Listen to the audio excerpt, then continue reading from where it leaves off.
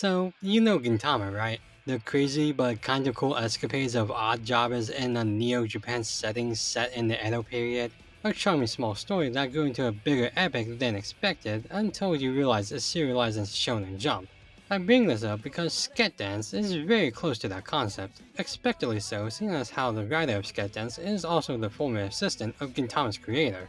As much as I would like to divide the similarities and differences between the two, and to be fair there are a lot, the basic concept is too prevalent, the big difference being that Gintama eventually found its stride in another direction while Sketch Dance mainly consists of the premise throughout the series run. Now is this a bad thing?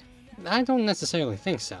The story revolves around the Sketdan, or Sket Brigade, composed of Bosun, the silly golden-haired leader, Hime, the Amazoness-like brawn of the group, and Switch, the intelligent one who speaks through a cynical computer voice. Their main objective is to help others out in need, be it with sports or social issues, that kind of thing. They constantly come into conflict with the student council, or rather one member who thinks they're a bunch of morons, and overall become the sort of A-team of their school.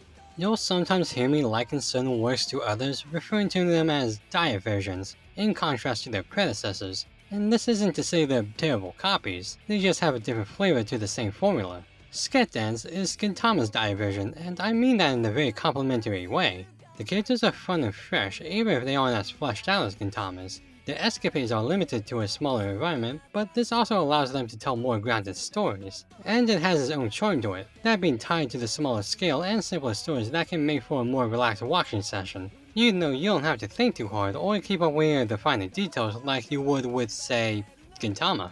Rewatching it after all these years, I guess I can understand why no one talks about it as it's not as epic as most Shonen Jump titles out there. Its animation and story arcs can also be pretty iffy. Like, there's a big twist mid-series about two major characters' relationship that's not all that subtle. Yeah, I won't pretend it had the best writing out there, but again, to be fair, there is some really good stuff in there too. Episode 25 is one hell of a bait and switch with the backstory of one of the main characters, and it's a really well put together story that rivals some of Gintama's best work. There are episodes like that. Plus, the openings are pretty dope. They kind of remind me of early 2000s shonen openings, J-Rock happiness and all. Actually, it's funny, this one may very well be my shortest review this month despite it being the longest series I watched. I just don't really have much else to say about it. I guess that's an issue itself, as the series can get formulaic and the characters' growth are pretty standard for shonen protags. But when it comes down to it, it's a harmless, fun little romp that strangely lasts for 77 episodes. What's up with that? Serviceable, but not consequential either way. I'd say if you have time to burn, a few episodes won't hurt, but if you wanted to pick up on a stronger, emotionally invested arc, it'll take a while. But for some, it is worth it as it is a nicely established world with a likable cast and easygoing story. Take a look for yourself and draw your own conclusions.